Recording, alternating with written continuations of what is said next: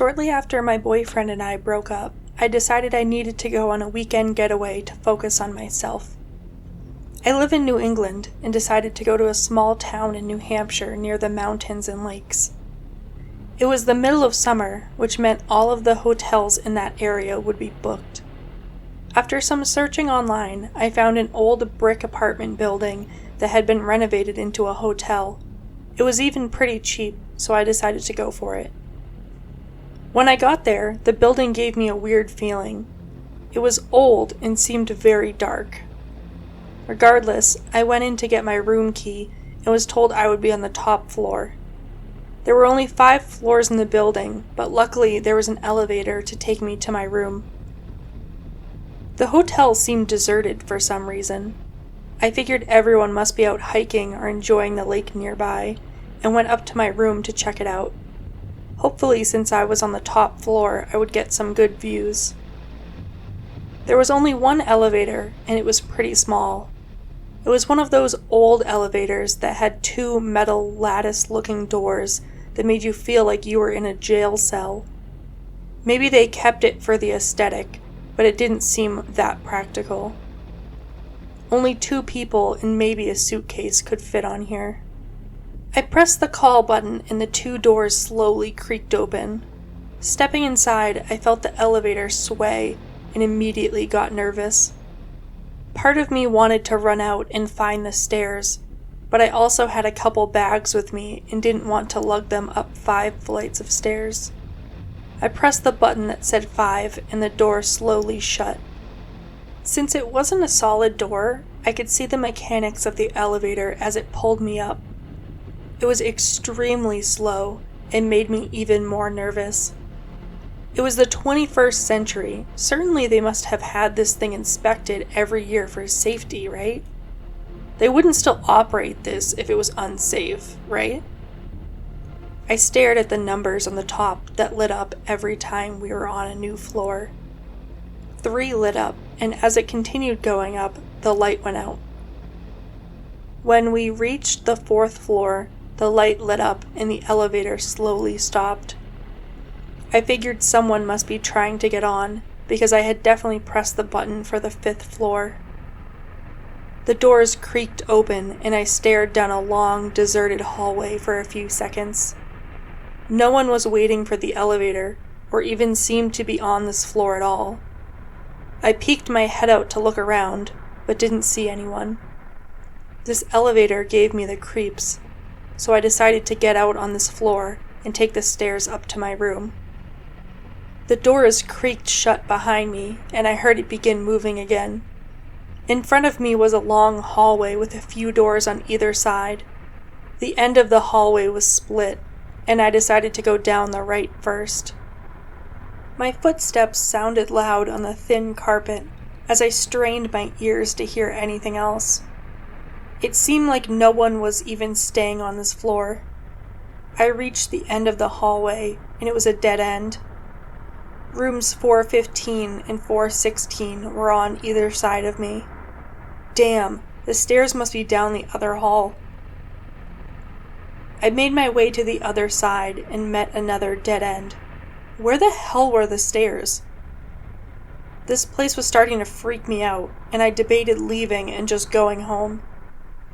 I tried my luck and knocked on door 430 to see if anyone could point me in the direction of the stairs. I waited a few moments, but didn't hear anyone moving towards the door. I turned and tried door 431. Certainly someone must be in one of these rooms. I doubt they would put me on the top floor if none of the other floors were occupied.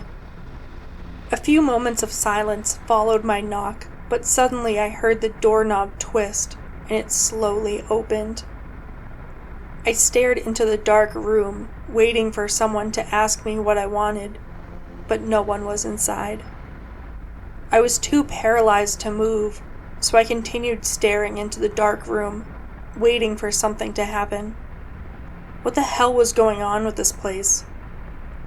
There were small fluorescent lights that lined the hallways, and when the one above my head blew out, I screamed. Clamping my hand over my mouth, I turned and ran back towards the elevator. I had finally reached the split in the halls and turned right towards the elevator when I heard a door slam shut behind me. I couldn't tell if I could hear footsteps chasing after me or if I was actually going crazy.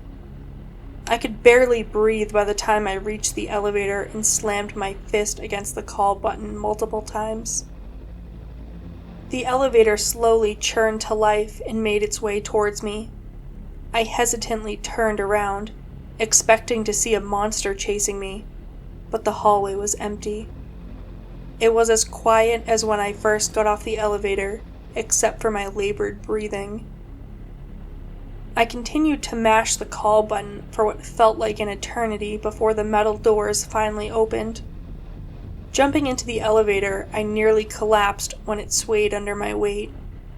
No way in hell was I going to stay in this hotel any longer. I mashed the first floor button and stared down the long, deserted hallway as the metal doors closed in front of me. What the hell was all that? Was this place haunted or something? I have always been skeptical about ghosts, but certainly there was something weird going on here. The numbers on the top of the elevator slowly ticked down until the 1 was lit up. I anxiously gripped my bags as the metal doors opened. I ran out and stopped in my tracks when I was greeted with a long hallway. The lobby of the hotel was a wide open area with a lot of windows and sunlight. This definitely wasn't the first floor. Was there a different floor for the lobby? The only buttons on the elevator were 1 through 5. I took a few steps down the hall and looked at the first door. It was room 400. I was on the 4th floor again. That was impossible. I had felt the elevator going down. The light was lit up for floor 1. Looking down the hall, every door started with a 4. I didn't dare look down either hallway at the end, and instead called the elevator once more. It was still eerily silent, but I could hear my heart beating out of my chest. What was going on with this place? The metal doors immediately opened, and when I got on, the first floor light was still on. I pressed the button for the first floor, and the doors closed. I felt us going down again.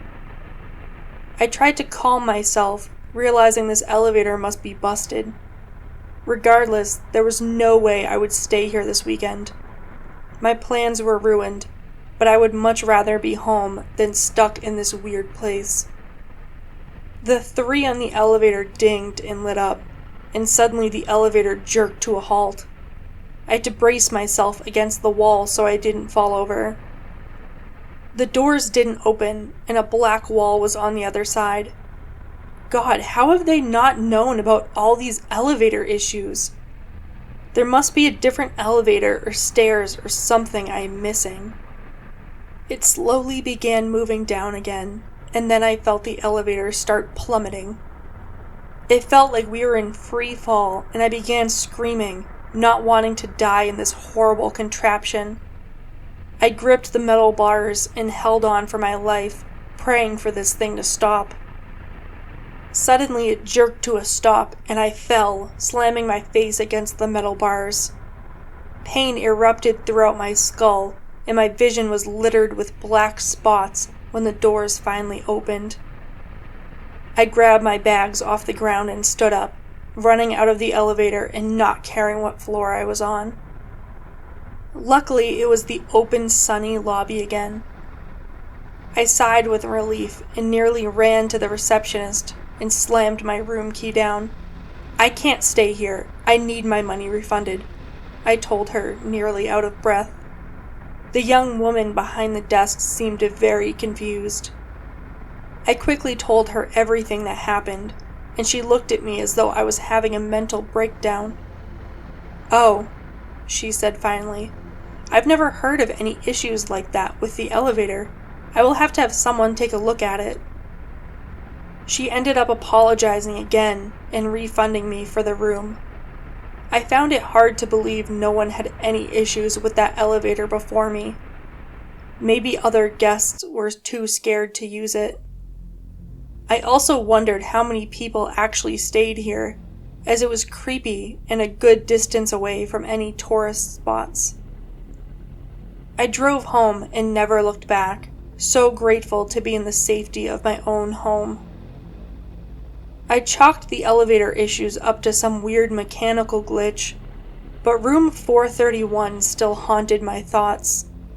I couldn't explain what happened with that room, and wondered if some spirit had been messing with me the whole time.